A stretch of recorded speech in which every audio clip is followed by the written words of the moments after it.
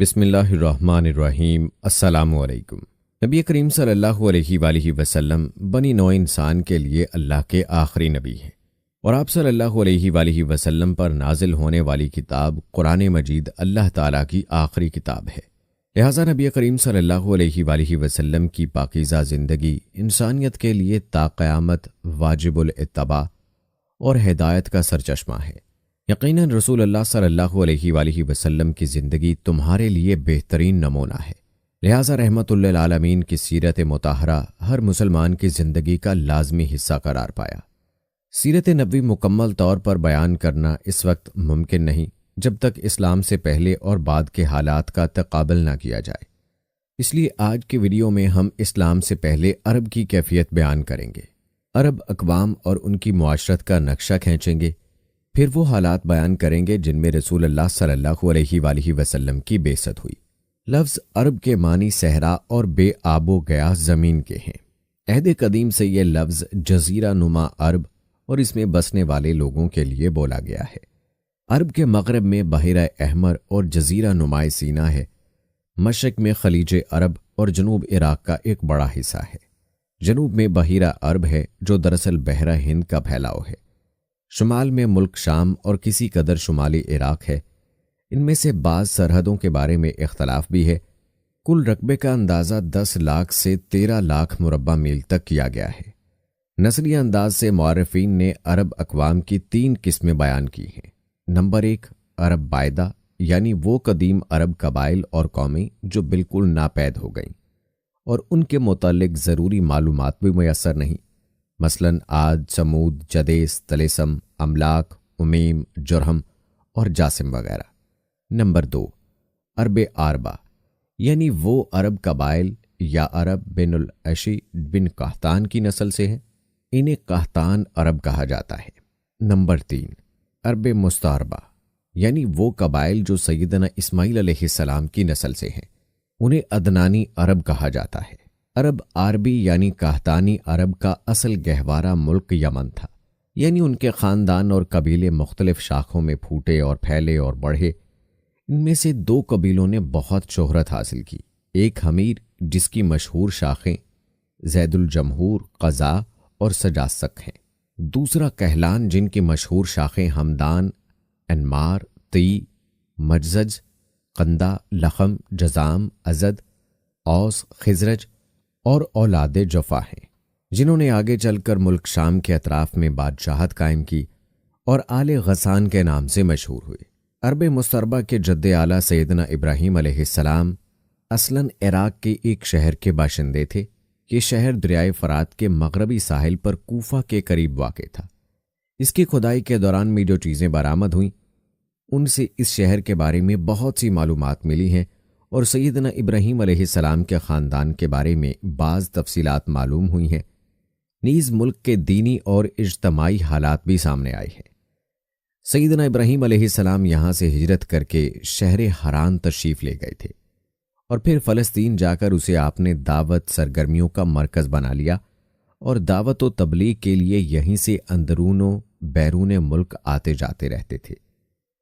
ایک بار آپ مصر تشریف لے گئے۔ فرعون نے آپ کی بیوی سیدہ سارہ علیہ السلام کی کیفیت سنی تو بدنیت ہو گیا، انہیں بری نیت سے اپنے دربار میں بلایا، لیکن اللہ نے سیدہ سارہ علیہ السلام کی دعا کے نتیجے میں غیبی طور پر فرعون کی ایسی گرفت کی کہ وہ ہاتھ پاؤں مارنے لگا۔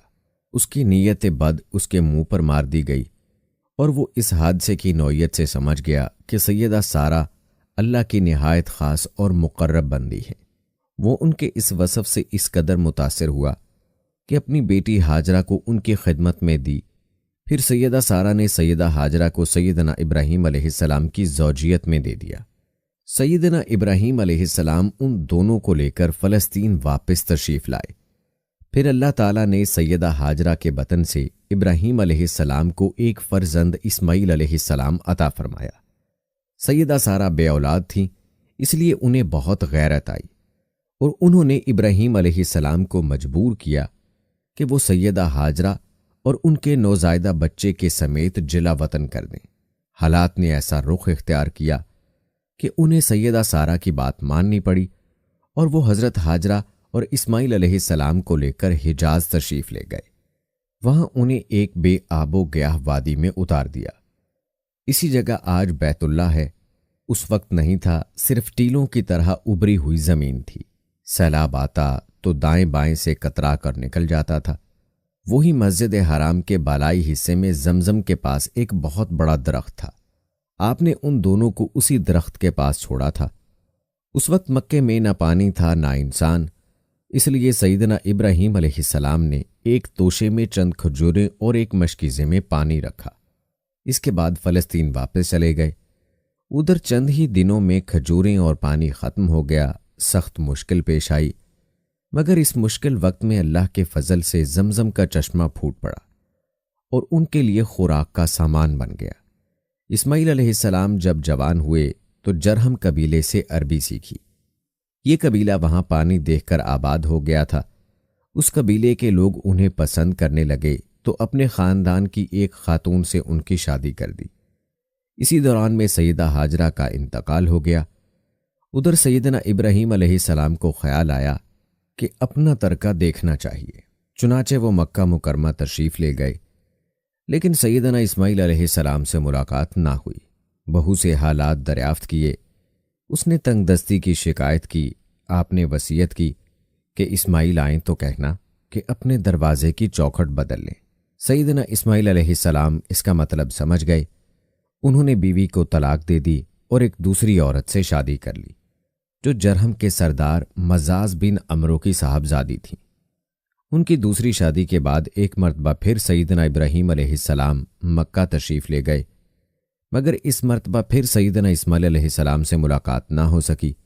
بہو سے حال پوچھا تو اس نے اللہ کی حمد و ثنا بیان کی۔ آپ نے وصیت کی کہ اسماعیل علیہ السلام اپنے دروازے کی چوکھٹ برقرار رکھیں اور فلسطین واپس چلے گئے۔ اللہ تعالیٰ نے مزاز کی بیٹی سے اسماعیل علیہ السلام کو 12 بیٹے عطا فرمائے۔ ان 12 بیٹوں سے 12 قبیلے وجود میں آئے اور سب نے مکے میں ہی رہائش اختیار کی۔ ان کے حالات زمانے کے گرد میں دب کر رہ گئے۔ صرف نیایوت اور قیدار کی اولاد گمنامی سے محفوظ رہیں۔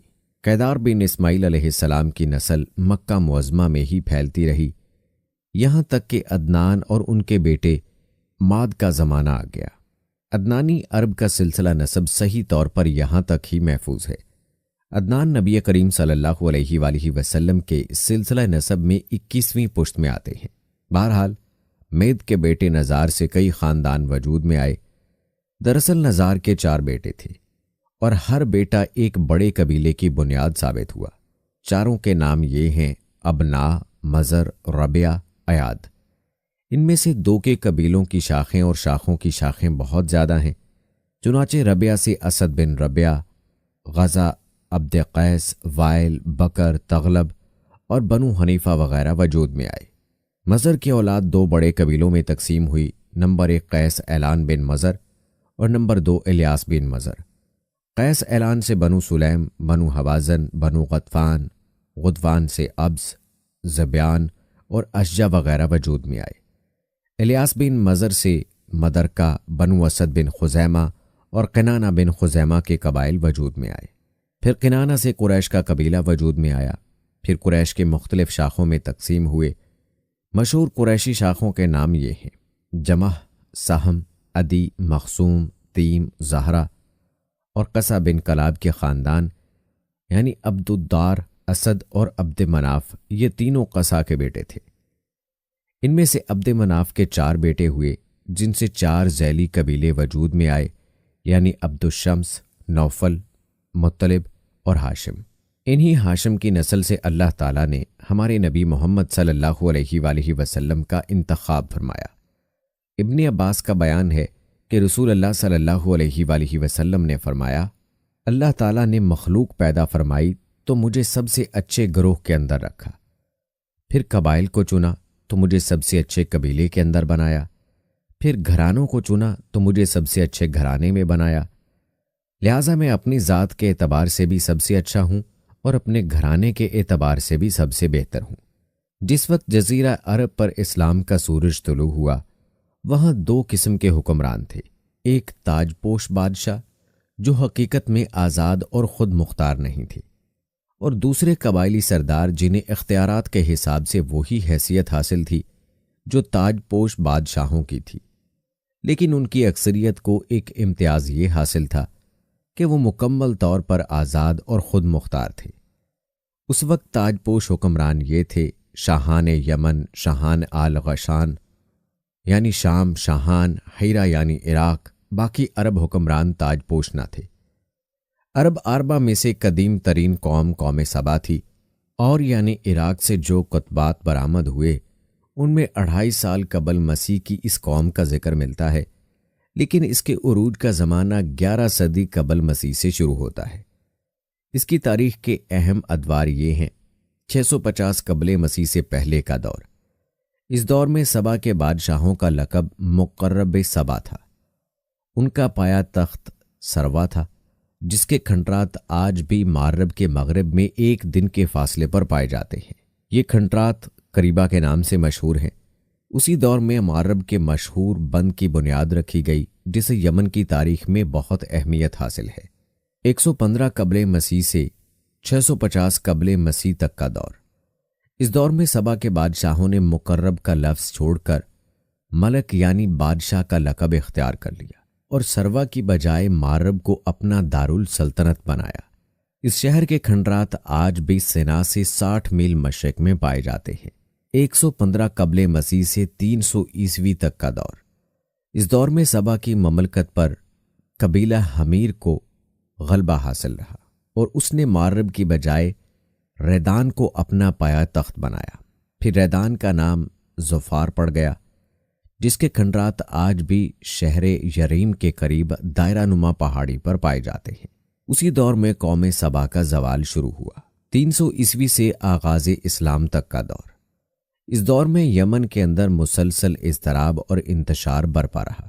انقلابات آئے، خانہ جنگیاں ہوئیں، اور بیرونی قوموں کو مداخلت کے مواقع ہاتھ آئے، یہاں تک کہ ایک وقت ایسا بھی آیا کہ یمن کی آزادی سلب ہو گئی۔ چنانچہ اسی دور میں رومیوں نے عدن پر فوجی قبضہ کیا، اور ان کی مدد سے حبشیوں نے حمیر اور ہمدان کی آپس کی کشمکش سے فائدہ اٹھایا، اور 340 عیسوی میں پہلی بار یمن پر قبضہ کیا۔ یہ قبضہ 378 عیسوی تک برقرار رہا۔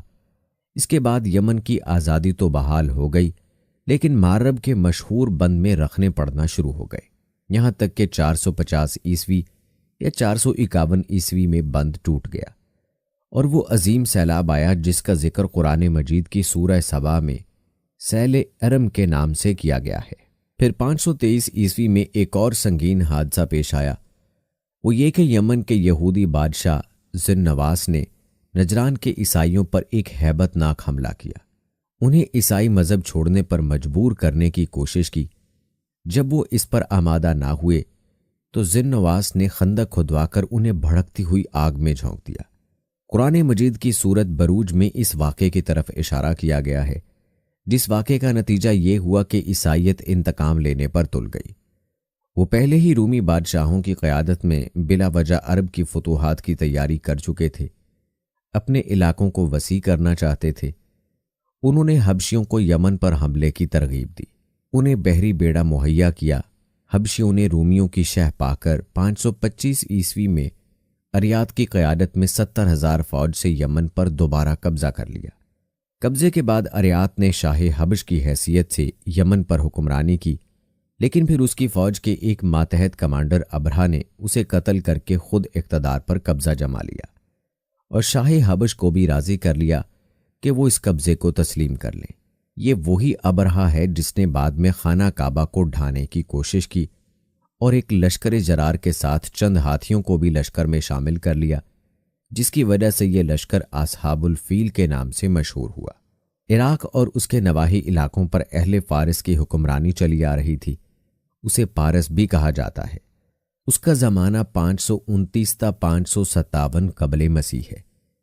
اس کے مقابلے میں کسی کو آنے کی جرت نہیں تھی، یہاں تک کہ 326 قبل مسیح میں سکندر نے دارا اول کو شکست دے کر فارسیوں کی طاقت توڑ دی، جس کے نتیجے میں ان کا ملک ٹکڑے ٹکڑے ہو گیا۔ یہ انتشار 223 عیسوی تک جاری رہا۔ پھر عدنانی لوگ اپنا وطن چھوڑ کر اس طرف آئے۔ انہوں نے لڑ بھیڑ جزیرہ فراتیہ کے ایک حصے پر اپنا قبضہ جما لیا۔ ادھر 226 عیسوی میں جب اردشیر نے ساسانی حکومت کی داغ بیل ڈالی تو فارسیوں کی طاقت ایک مرتبہ پھر پلٹ آئی۔ شاہان ہیرا کے پاس فارسی فوج کی ایک یونٹ ہمیشہ رہا کرتی تھی جسے باغیوں کی سرکوبی کا کام لیا جاتا تھا۔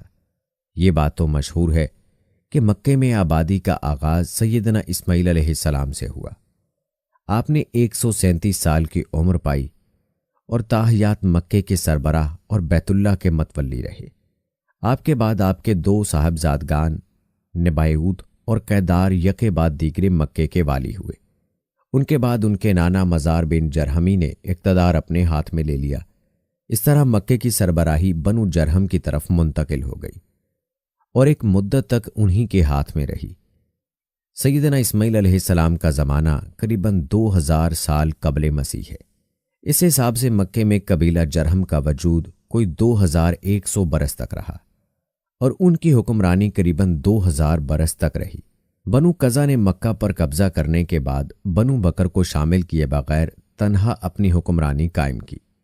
البتہ 3 اہم اور امتیازی منصب مزرعی قبائل کے حصے میں آئے۔ نمبر 1، حاجیوں کو عرفات سے مزدلفہ لے جانا اور 13 ذی الحج کو مینا سے واپسی کا پروانہ دینا۔ یہ حج کے سلسلے کا آخری دن ہے۔ یہ اعزاز الیاس بن مزر کے خاندان انبنو غوث بن مرہ کو حاصل تھا۔ نمبر 2، 10 ذی الحج کی صبح کو مزدلفہ سے مینا تک روانگی۔ یہ اعزاز بنو عدوان کو حاصل تھا۔ نمبر 3، حرام مہینوں کو آگے پیچھے کرنا۔ یہ اعزاز بنو کنانہ کی ایک شاخ بنو تمیم بن عدی کو حاصل تھا۔ مکہ مکرمہ پر بنو قزا کا اقتدار کوئی 300 برس تک رہا۔ یہی زمانہ تھا جب عدنانی قبائل مکے اور حجاز سے نکل کر نجف، عراق اور بحرین وغیرہ میں پھیلے اور مکے کے اطراف میں قریش کی صرف چند شاخیں قائم رہیں، مگر مکے کی حکومت اور بیت اللہ کی تولیت میں ان کا کوئی حصہ نہ رہا۔ یہاں تک کہ قصہ بن کلاب کا دور آیا۔ قصہ نے مکے کا بندوبست اس طرح سے کیا کہ قریش کو مکے کے اطراف سے بلا کر پورا شہر ان میں تقسیم کر دیا اور ہر خاندان کا ٹھکانہ مقرر کر دیا۔ البتہ مہینے آگے پیچھے کرنے والوں کو ان کے مناصب پر برقرار رکھا، کیونکہ قصہ یہ سمجھتا تھا کہ یہ ریت ہے، اس میں وہ رد و بدل کرنا درست نہیں۔ قصہ کا ایک کارنامہ یہ بھی ہے کہ اس نے حرم کعبہ کے شمال میں دارالندوہ تعمیر کیا۔ اس کا دروازہ مسجد کی طرف تھا۔ دارالندوہ دراصل قریش کی پارلیمنٹ تھی جہاں تمام بڑے بڑے اور اہم معاملات کے فیصلے ہوتے تھے۔ قریش پر دارالندوہ کے بہت احسانات ہیں کیونکہ یہ ان کے اتحاد کا ضامن تھا اور یہی ان کے الجھے ہوئے مسائل آسان طریقے سے حل ہوتے تھے۔ قصہ کو عظمت اور سربراہی کے کئی مرتبے حاصل تھے۔ نمبر 1، دارالندوہ کی صدارت، جہاں بڑے بڑے معاملات کے فیصلے ہوتے تھے اور جہاں یہ لوگ اپنی بیٹیوں کی شادیاں بھی کرتے تھے۔ نمبر 2، جنگ کا پرچم بھی اسی کے ہاتھوں باندھا جاتا تھا۔ نمبر 3، خانہ کعبہ کی پاسبانی۔ اس کا مطلب یہ ہے کہ خانہ کعبہ کا دروازہ قصہ ہی کھولتا تھا۔ خانہ کعبہ کی خدمت اسی کے ذمے تھی، چابی بردار بھی وہی تھا۔ نمبر 4، سقایا یعنی پانی پلانا۔ اس کی صورت کچھ یوں تھی کہ حوض میں حاجیوں کے لیے پانی بھر دیا جاتا تھا اور اس میں کچھ کھجور اور کشمش ڈال کر اسے شیریں بنا دیا جاتا تھا۔ حجاج جب مکے آتے تو اسے پیتے تھے۔ نمبر 5، رفادہ یعنی حاجیوں کی میزبانی۔ حاجیوں کے لیے بطور ضیافت کھانا تیار کیا جاتا تھا۔ اس مقصد کے لیے قصہ نے قریش پر کچھ رقم مقرر کر رکھی تھی۔ یہ رقم حج کے موسم میں اس کے پاس جمع ہو جاتی تھی۔ وہ اس رقم سے حاجیوں کے لیے کھانا تیار کرواتا تھا۔ جو لوگ تنگ دست ہوتے یا جن کے پاس توشہ نہ ہوتا وہ یہی کھانا کھاتے تھے۔ ان کے علاوہ کچھ اور عہدے بھی تھے جنہیں قریش نے آپس میں تقسیم کر رکھا تھا۔ ان کی تفصیل یہ ہے۔ نمبر 1، فال گیری، قسمت کا حال معلوم کرنے کے لیے بتوں کے پاس جو تیر رکھے رہتے تھے ان کی تولیت۔ یہ منصب بنو جمح کو حاصل تھا۔ نمبر 2، مالیات کا نصب یعنی بتوں کا قرب حاصل کرنے کے لیے جو نذرانے اور قربانیاں پیش کی جاتی ان کا انتظام کرنا، جھگڑوں اور مقدمات کا فیصلہ کرنا۔ یہ کام بنو سہم کو سونپا گیا۔ نمبر 3، اشناق یعنی جرمانوں کا نصب۔ اس منصب پر بنو تیم فائز تھے۔ نمبر 4، قومی پرچم اٹھانا، یہ بنو امیہ کا کام تھا۔ نمبر 5، فوجی کیمپ کا انتظام، یہ کام بنو مخزوم کے حصے میں آتا تھا۔ نمبر 6، سفارت، یہ کام بنو عدی کا تھا۔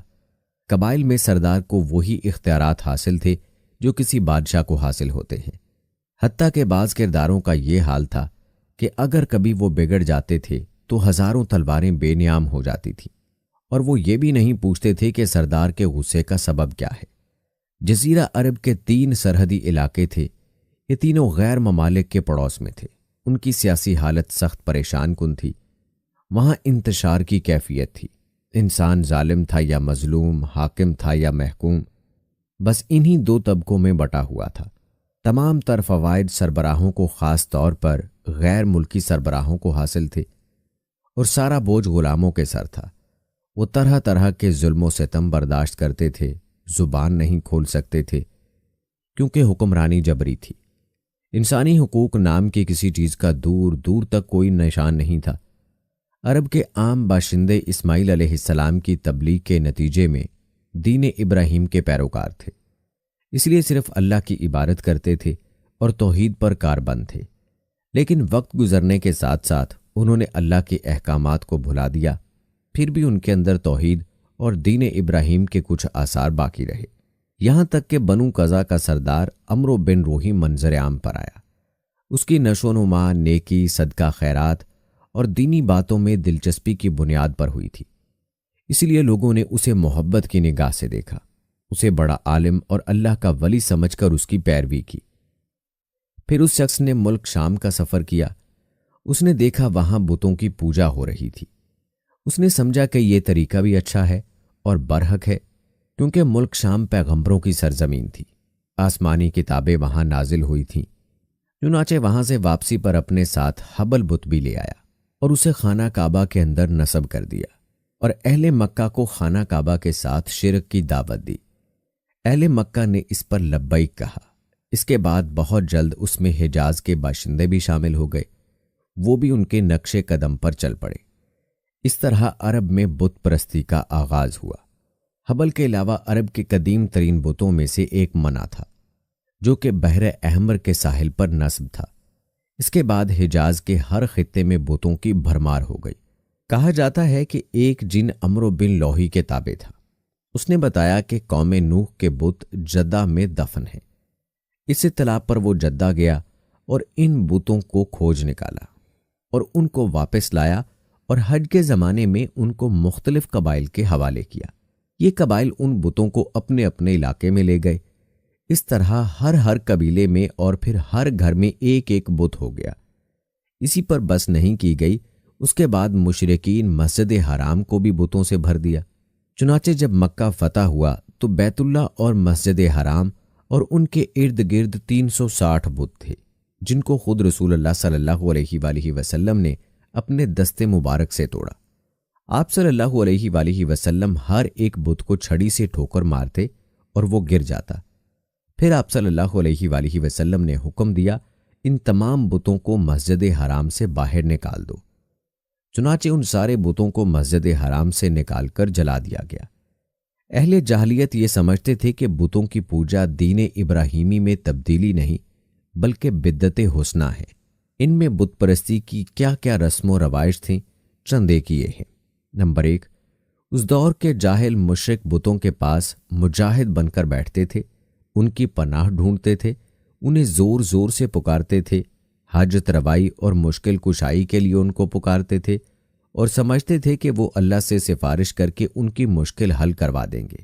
نمبر 2، وہ بتوں کا حج اور طواف کرتے تھے، ان کے سامنے عجز و نیاز سے پیش آتے تھے اور انہیں سجدہ کرتے تھے۔ نمبر 3، بتوں کے لیے نذرانے اور قربانیاں پیش کرتے تھے، اور قربانیوں کے ان جانوروں کو کبھی بتوں کے آستانوں پر جا کر ذبح کرتے تھے اور کبھی کسی اور جگہ ذبح کر لیتے تھے، مگر بتوں کے نام پر ذبح کرتے تھے۔ ذبح کی ان دونوں صورتوں کا ذکر اللہ تعالیٰ نے قرآن مجید کی سورہ مائدہ کی آیت نمبر 33 میں کیا ہے، یعنی وہ جانور بھی حرام ہیں جو آستانوں پر ذبح کیے گئے ہوں۔ دوسری جگہ یعنی سورہ انعام کی آیت نمبر 121 میں فرماتے ہیں، یعنی اس جانور کا گوشت مت کھاؤ جس پر اللہ کا نام نہ لیا گیا ہو۔ نمبر 4، بتوں کا قرب حاصل کرنے کا ایک طریقہ یہ بھی تھا کہ مشرکین اپنی سمجھ کے مطابق اپنے کھانے پینے کی چیزیں اور کھیتی کی پیداوار کا ایک حصہ بتوں کے لیے خاص کرتے تھے۔ اس سلسلے میں ان کا دلچسپ رواج یہ تھا کہ وہ اللہ کے لیے بھی اپنے جانوروں اور کھیتی کا ایک حصہ خاص کرتے تھے، پھر مختلف اسباب کی بنا پر اللہ کا حصہ تو بتوں کی طرف منتقل کر سکتے تھے، لیکن بتوں کا حصہ کسی بھی حال میں اللہ کی طرف منتقل نہیں کر سکتے تھے۔ اس بری عادت کا تذکرہ بھی اللہ تعالیٰ نے سورہ انعام کی آیت نمبر 136 میں کیا ہے۔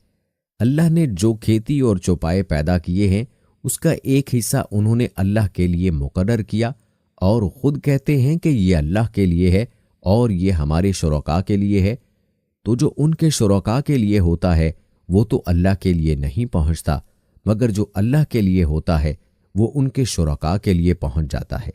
کتنا برا ہے وہ فیصلہ جو یہ لوگ کرتے ہیں۔ بتوں کا قرب حاصل کرنے کا ایک طریقہ یہ بھی تھا کہ وہ مشرکین چوپایوں اور کھیتی میں مختلف قسم کی نظریں باندھتے تھے۔ اللہ تعالیٰ سورہ انعام کی آیت نمبر 138 میں فرماتے ہیں، ان مشرکین نے اپنے خیال پر یہ بھی کیا کہ یہ چوپائے اور کھیتیاں مکروہ ہیں، انہیں وہی کھا سکتا ہے جنہیں ہم چاہیں، اور وہ یہ چوپائے ہیں جن کی پیٹھ حرام کی گئی ہے، یعنی نہ ان پر سواری کی جا سکتی ہے اور نہ سامان لادا جا سکتا ہے، اور کچھ پائے ایسے ہیں جن پر یہ لوگ اللہ پر افترا کرتے ہوئے اللہ کا نام نہیں لیتے۔ یہ تھے ان کے عقائد۔ انہی جانوروں میں بحیرہ، سائبہ اور حام تھے۔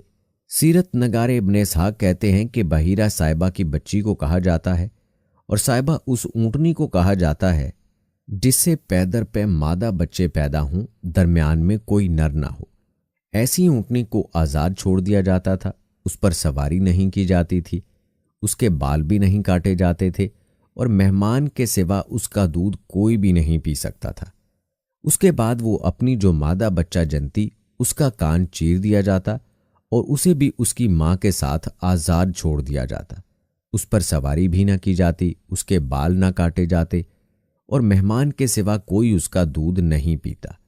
اسی کو بحیرہ کہتے ہیں، اور سائبہ اس کی ماں ہے۔ حام اس اونٹ کو کہتے ہیں جس کی اونٹنی سے پے در پے میں مادہ بچے پیدا ہوتے، درمیان میں کوئی نر نہ ہوتا۔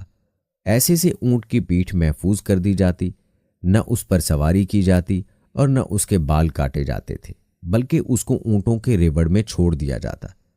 اس کے سوا اس سے کوئی اور فائدہ نہ اٹھایا جاتا۔ عرب اپنے بتوں کے ساتھ یہ سب اس عقیدے سے کرتے تھے کہ یہ بت انہیں اللہ کے قریب کر دیں گے اور اللہ کے حضور ان کی سفارش کر دیں گے۔ چنانچہ مشرکین جو کہتے تھے، اللہ تعالیٰ نے قرآن مجید میں سورہ زمر کی آیت نمبر 3 میں اس کا اس طرح تذکرہ کیا ہے، ہم ان کی عبادت صرف اس لیے کر رہے ہیں کہ وہ ہمیں اللہ کے قریب کر دیں۔ اسی طرح قرآن کریم کی سورہ یونس کی آیت نمبر 18 میں یہ الفاظ آئے ہیں، یہ مشرکین اللہ کے سوا ان کی عبادت کرتے ہیں جو انہیں نہ نفع پہنچا سکے نہ نقصان، اور کہتے کہ یہ اللہ کے پاس ہمارے سفارشی ہیں۔ مشرکین عرب کاہنوں اور نجومیوں کی خبروں پر بھی ایمان رکھتے تھے۔ کاہن اسے کہتے ہیں جو آنے والے واقعات کی پیش گوئی کرے اور جو چھپے ہوئے رازوں کو جاننے کا دعویٰ کرے۔ نجومی اسے کہتے ہیں جو ستاروں پر غور کر کے ان کی رفتار اور اوقات کا حساب لگا کر پتہ لگاتا ہے کہ دنیا میں آئندہ کیا حالات اور واقعات پیش آئیں گے۔ ان نجومیوں کی خبروں پر ایمان لانا دراصل ستاروں پر ایمان لانا ہے۔ مشرکین میں بدشگونی کا بھی رواج تھا۔ اس کی صورت یہ تھی کہ مشرکین کسی چڑیا یا ہرن کے پاس جا کر اسے بھگاتے تھے۔ اگر وہ دائیں طرف بھاگتا تو اسے اچھا شگون سمجھتے تھے، کامیابی کی علامت خیال کرتے تھے اور اپنا کام کر لیتے۔ اگر وہ بائیں طرف بھاگتا تو اسے نحوست خیال کر کے اپنے کام سے باز رہتے۔ اسی طرح کوئی چڑیا یا جانور رستہ کاٹ دیتا تو اسے منحوس خیال کرتے۔ مجھے اسی سے ملتی جلتی ایک حرکت یہ تھی کہ مشرکین خرگوش کے ٹخنے کی ہڈی لٹکاتے تھے اور بعض دنوں، بعض مہینوں، بعض جانوروں، بعض عورتوں کو منحوس جانتے تھے۔ آج کے دور میں بھی ایسی باتیں سننے میں آتی ہیں، کالی بلی راستہ کاٹ گئی، اللہ خیر کرے وغیرہ۔ قریش کی ایک بدعت یہ تھی کہ وہ کہتے تھے کہ ہم سیدنا ابراہیم علیہ السلام کی اولاد ہیں، حرم کے پاسبان، بیت اللہ کے والی اور مکے کے باشندے ہیں۔ کوئی شخص ہمارا ہم مرتبہ نہیں اور نہ کسی کے حقوق ہمارے حقوق کے مساوی ہیں۔ اس لیے یہ لوگ اپنا نام ہنس یعنی بہادر رکھتے تھے، لہٰذا ہمارے شایان شان نہیں کہ ہم حدود حرم سے باہر جائیں۔ چنانچہ حج کے دوران یہ لوگ عرفات نہیں جاتے تھے بلکہ مزدلفہ میں ہی ٹھہر کر وہیں سے افاضہ کر لیتے تھے۔ اللہ تعالیٰ نے اس بدعت کی اصلاح کرتے ہوئے سورہ بقرہ کی آیت نمبر 199 میں فرمایا، یعنی تم لوگ بھی وہیں سے افاضہ کرو جہاں سے سارے لوگ افاضہ کرتے ہیں۔ ان کی ایک بدعت یہ بھی تھی کہ وہ بیرون حرم کے باشندوں کو حکم دے رکھا تھا کہ وہ حرم میں آنے کے بعد پہلا طواف ہنس سے حاصل کیے گئے کپڑوں میں ہی کریں۔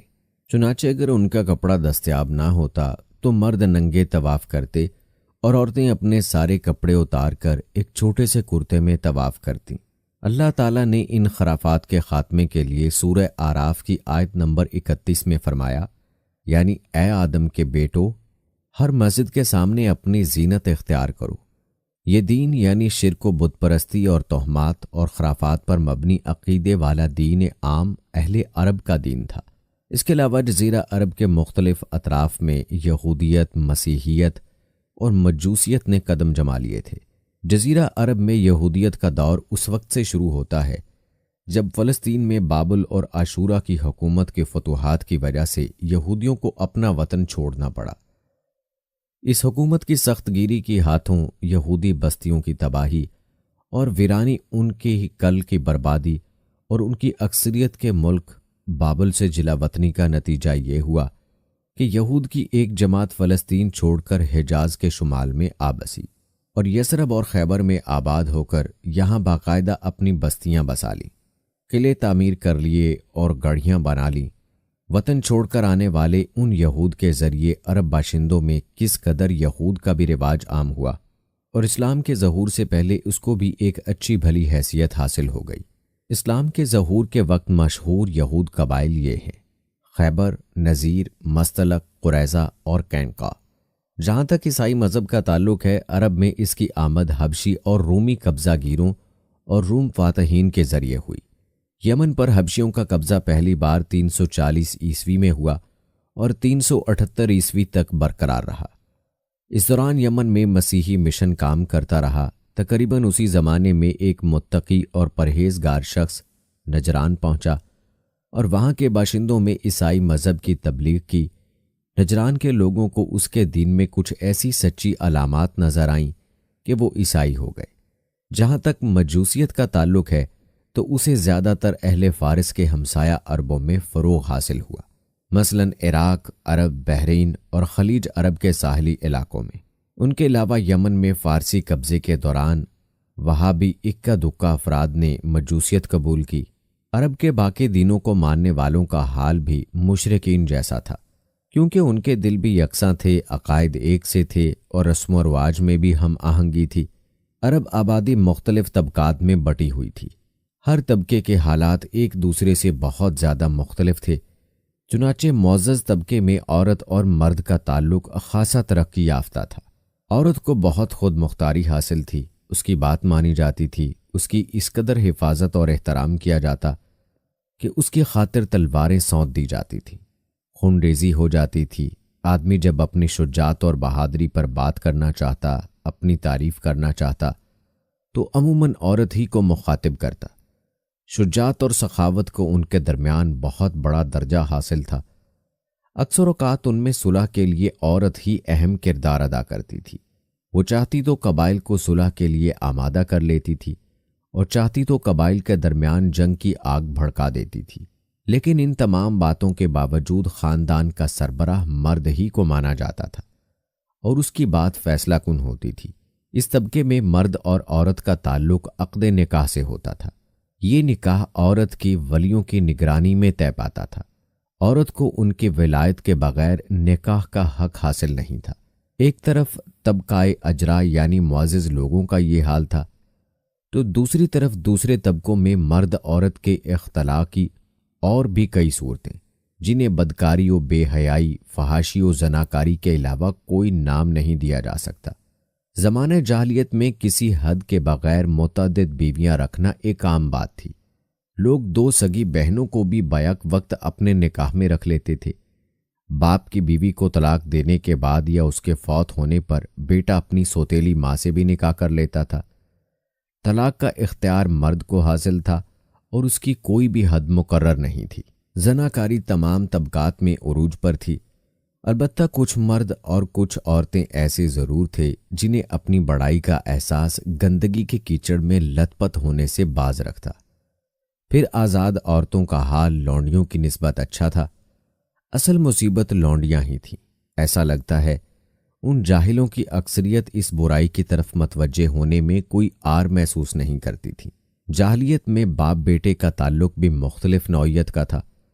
کچھ تو ایسے تھے جو کہتے تھے کہ ہماری اولاد ہمارے کلیجے ہیں جو روئے زمین پر چلتے پھرتے ہیں، جبکہ کچھ لوگ ایسے بھی تھے جو لڑکیوں کو رسوائی کے خوف سے زندہ دفن کر دیتے تھے اور بچوں کو فقر و فاقے کے ڈر سے مار ڈالتے تھے۔ تاہم یہ کہنا مشکل ہے کہ یہ سنگدلی بڑے پیمانے پر رائج تھی۔ خرافات کا دورہ تھا۔ لوگ جانوروں جیسی زندگی گزار رہے تھے۔ عورت بیچی اور خریدی جاتی تھی۔ بعض اوقات اس سے مٹی اور پتھر جیسا سلوک کیا جاتا تھا۔ قوم کے باہمی تعلقات کمزور بلکہ ٹوٹے ہوئے تھے۔ رہ گئی حکومتیں تو ان کو صرف اپنا خزانہ بھرنے سے ہی فرصت نہیں تھی یا مخالفوں پر فوج کشی کرنے کی فکر تھی۔ اقتصادی حالت بھی خراب تھی۔ صرف تجارت ہی ان کے نزدیک ضروریات زندگی حاصل کرنے کا سب سے اہم ذریعہ تھی، اور تجارت کے لیے امن و سلامتی کی فضا کا ہونا ضروری، ورنہ تجارتی آمد و رفت نہیں ہو سکتی۔ جبکہ ان کا حال یہ تھا کہ سوائے حرمت والے مہینوں کے امن اور سلامتی کا کوئی نام و نشان نہ تھا۔ یہی وجہ ہے کہ صرف حرمت والے مہینوں میں عرب کے مشہور بازار لگتے تھے۔ جہاں تک صنعتوں کا معاملہ ہے تو عرب اس میدان میں ساری دنیا سے پیچھے تھے۔ کپڑے کی بنائی اور چمڑے کی رنگائی وغیرہ کی شکل میں جو چند صنعتیں پائی بھی جاتی تھیں وہ یمن، ہیرا اور شام سے ملے ہوئے علاقوں میں تھیں۔ البتہ اندرون عرب میں غلہ بانی اور کھیتی باڑی کا کسی قدر رواج تھا۔ ساری عرب عورتیں سوت کاٹتی تھیں، لیکن مشکل یہ تھی کہ سارا مال و متاع ہمیشہ لڑائیوں کی زد میں رہتا تھا۔ غربت عام تھی، لوگ ضروری لباس تک سے محروم۔ یہ بات تو مشہور ہے کہ اہل جاہلیت میں کمینی اور رذیل عادات پائی جاتی تھیں۔ عقل کے خلاف باتوں کی بھرمار تھی، تاہم ان میں کچھ پسندیدہ اخلاق بھی تھے۔ ان اصلاحات کو دیکھ کر انسان دنگ رہ جاتا تھا۔ نمبر 1، ان کی ایک خوبی یہ تھی کہ وہ ایک دوسرے سے آگے نکل جانے کی کوشش میں لگے رہتے تھے، اور اس پر فخر کرنے کا عالم یہ تھا کہ عرب کے آدھے اشعار اسی کی نظر ہو جاتے تھے۔ اس وصف کی بنیاد پر کوئی اپنی تعریف کرتا تھا تو کوئی دوسروں کی۔ حالت یہ تھی کہ سخت سردی اور بھوک کی حالت میں بھی کوئی مہمان آ جاتا اور میزبان کے پاس اپنی سواری والی اونٹنی کے سوا کچھ نہ ہوتا، اور کنبے کی ضرورت پوری کرنے کا ذریعہ بھی وہی سواری ہوتی تو وہ مہمان کے لیے ذبح کر دیتا۔ وہ جوا کھیلتے تھے۔ ان کا خیال تھا کہ یہ بھی سخاوت کی ایک قسم ہے، کیونکہ انہیں جو نفع حاصل ہوتا یا نفع حاصل کرنے والوں سے جو کچھ زائد بچ رہتا اس کو وہ مسکینوں کو دے دیتے تھے۔ اس لیے قرآن پاک نے شراب اور جوئے کے نفع کا سرے سے ہی ذکر نہیں کی، بلکہ سورہ بقرہ کی آیت 219 میں فرمایا، ان دونوں کا گناہ ان کے نفع سے بڑھ کر ہے۔ نمبر 2، افائے عہد، یعنی وعدے کا پورا کرنا۔ دور جاہلیت اخلاقاً فاضلین سے ہے۔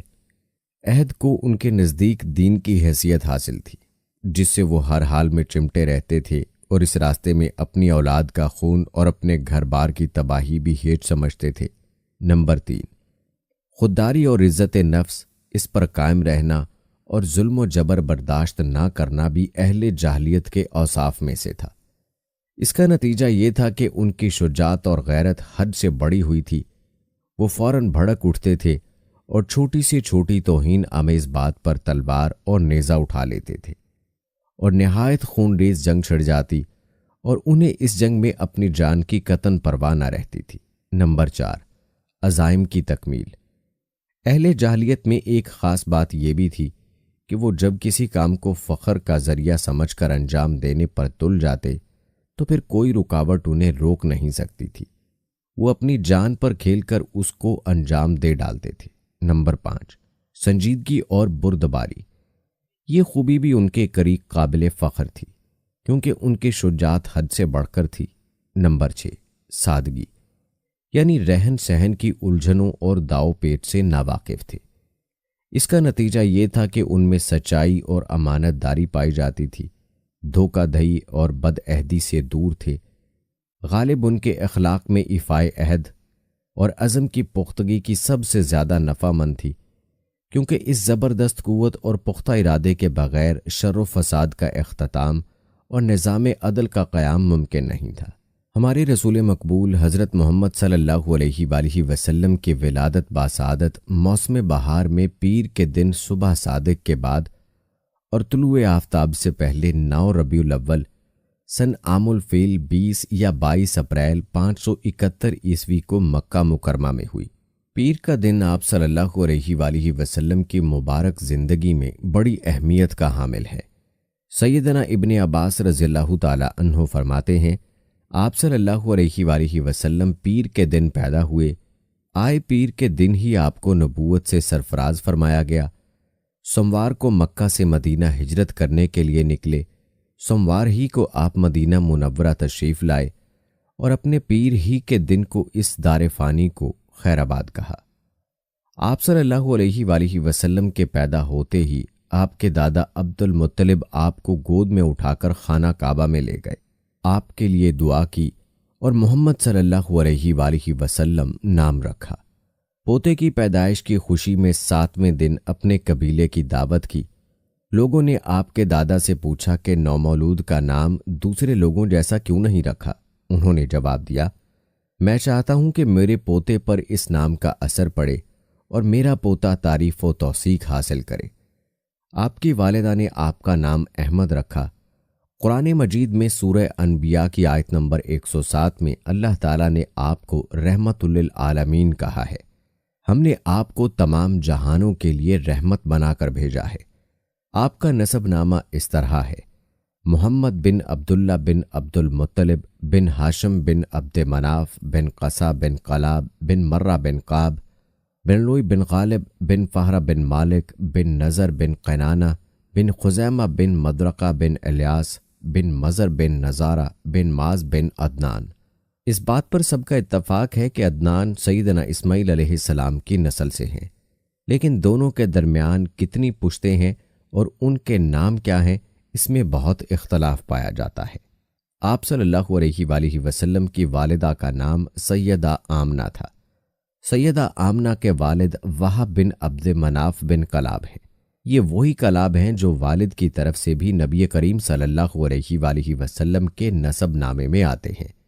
ان کا اصل نام عروہ تھا، لیکن کتوں کے ذریعے سے بکثرت شکار کھیلا کرتے تھے، اس لیے کلاب کے نام سے مشہور ہو گئے۔ عربی میں کلاب کتوں کو کہتے ہیں۔